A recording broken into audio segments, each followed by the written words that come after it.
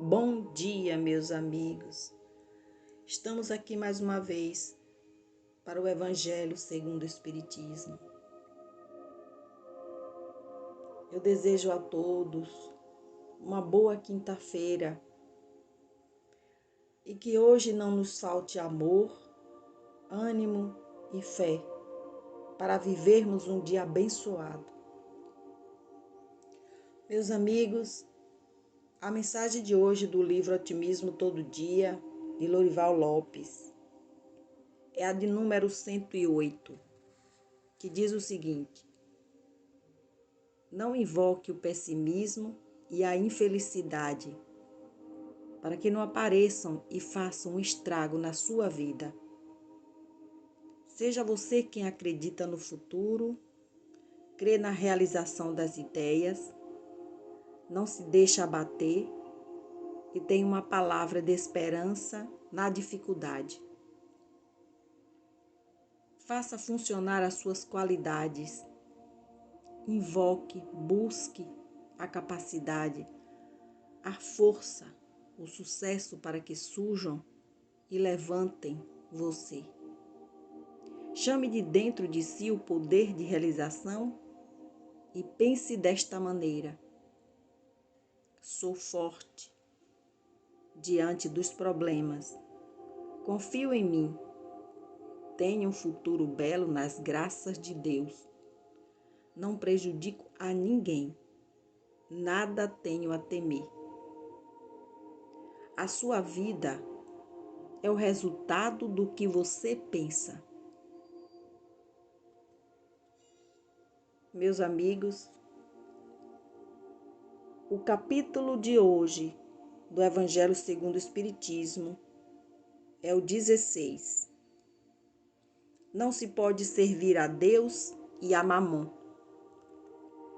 E o item é o 7º. Provas da riqueza e da miséria. Não podemos interpretar as palavras de Jesus ao pé da letra. Precisamos entender o seu sentido. Caso contrário, a riqueza se tornaria um obstáculo absoluto à salvação daquele que a possuísse. Deus não colocaria a riqueza na mão do homem se ela fosse um instrumento inevitável de perdição. Esse pensamento contraria a razão. A riqueza é sem dúvida uma prova muito arriscada, chegando a ser mais perigosa do que a miséria, em virtude das tentações que oferece e da fascinação que exerce. A riqueza também é o maior estimulante do orgulho e do egoísmo e da vida sensual. É o laço mais forte que prende o homem à terra e desvia seus pensamentos do céu. Causa tamanha perturbação que vemos frequentemente aquele que passa da miséria à fortuna esquecer-se rapidamente de sua condição anterior. Esquecem daqueles que foram seus companheiros e que o ajudaram, tornando-se insensível, egoísta e fútil. Embora a riqueza dificulte o caminho para o aperfeiçoamento, ela não o torne possível e pode até vir a ser um meio de salvação na mão daquele que a souber utilizá-la. O mesmo ocorre com certos venenos que restabelecem a saúde, quando empregados de modo correto e com equilíbrio. Quando Jesus responde ao jovem que o perguntava sobre os meios de alcançar a vida eterna: você deve desfazer-se dos bens que possui e depois me seguir. Jesus não pretendeu estabelecer como princípio absoluto que cada um se desfaça do que possui e que a salvação só se consegue a esse preço. Pretendeu apenas mostrar que o apego aos bens terrenos é um obstáculo à salvação. De fato, aquele jovem Julgava-se sem dívidas para com a lei, porque cumpria os mandamentos, mas recuou diante da ideia de vender seus bens e dar o dinheiro aos pobres. Seu desejo de alcançar a vida eterna não ia até o sacrifício de abandonar os bens que possuía.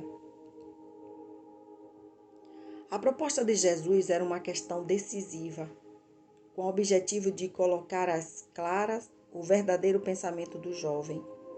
Ele podia, sem dúvida, ser um homem honesto perante o mundo, não fazer o mal a ninguém, não maldizer seu próximo, não ser leviano nem orgulhoso, honrar seu pai e sua mãe. Porém, não possuía a verdadeira caridade no coração. Sua virtude não chegava até a renúncia em favor do próximo.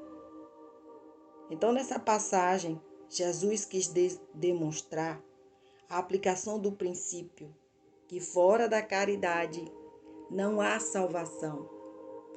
Se as palavras de Jesus fossem levadas ao pé da letra, determinariam a eliminação da riqueza, por ser prejudicial à felicidade futura e por causar inúmeros males à humanidade. Determinariam também a condenação do trabalho, que pode proporcionar a riqueza. Estas consequências são absurdas, pois reconduziriam o homem à vida selvagem e estariam em contradição com a lei do progresso, que é uma lei de Deus.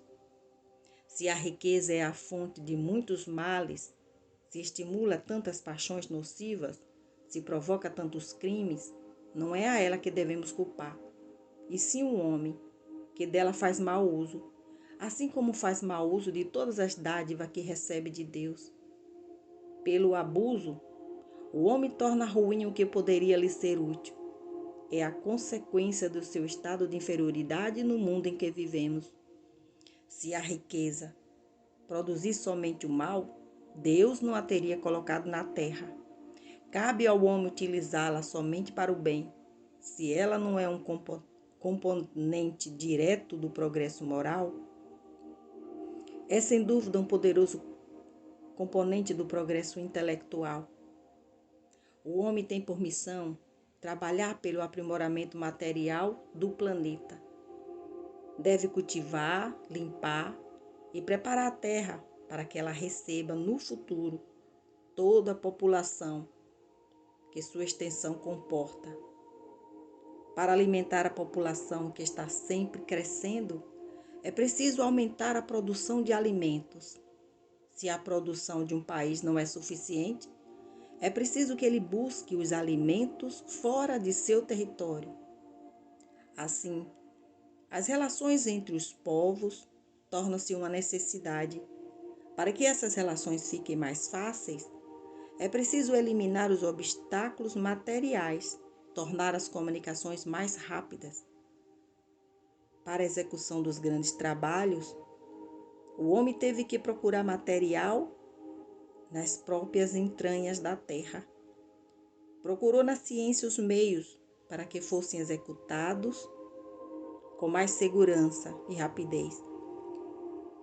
A necessidade fez com que ele produzisse a riqueza e fez também com que ele descobrisse a ciência. A atividade exigida por esses trabalhos aumenta e desenvolve a inteligência humana. A mesma inteligência utilizada na satisfação de suas necessidades materiais o ajudará mais adiante a compreender as grandes verdades morais.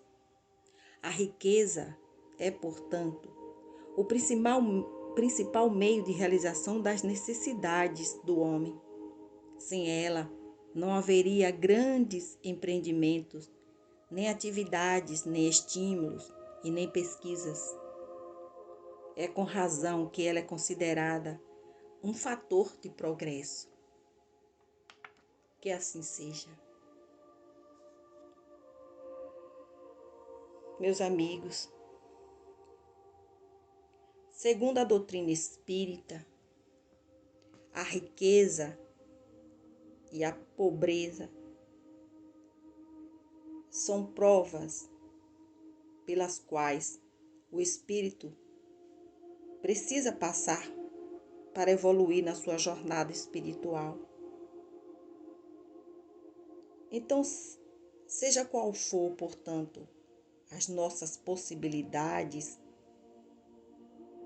que saibamos usufruir corretamente os bens que o Senhor nos concedeu.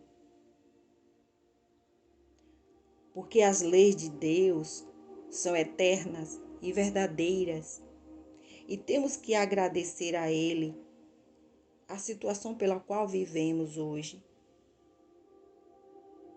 Estamos encarnados no melhor local para nosso crescimento espiritual. Temos a família que merecemos, temos o trabalho que precisamos. E nós só temos que agradecer a Deus por isso. Que Deus Todo-Poderoso nos ajude nesta nossa jornada. Senhor, tem misericórdia de cada um de nós. Ilumine o nosso caminho. Derrama suas bênçãos sobre o nosso planeta.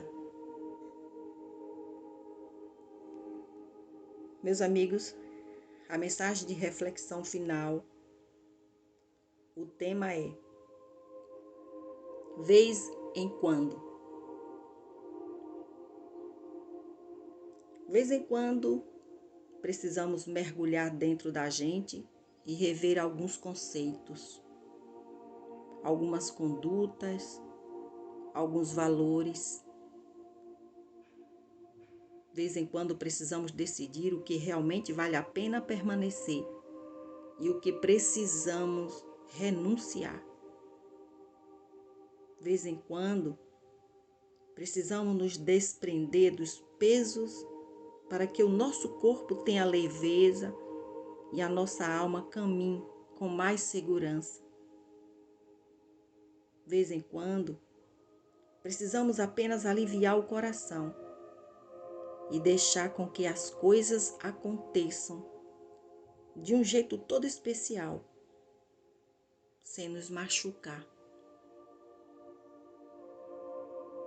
Eu desejo a todos um bom dia e que Jesus nos abençoe.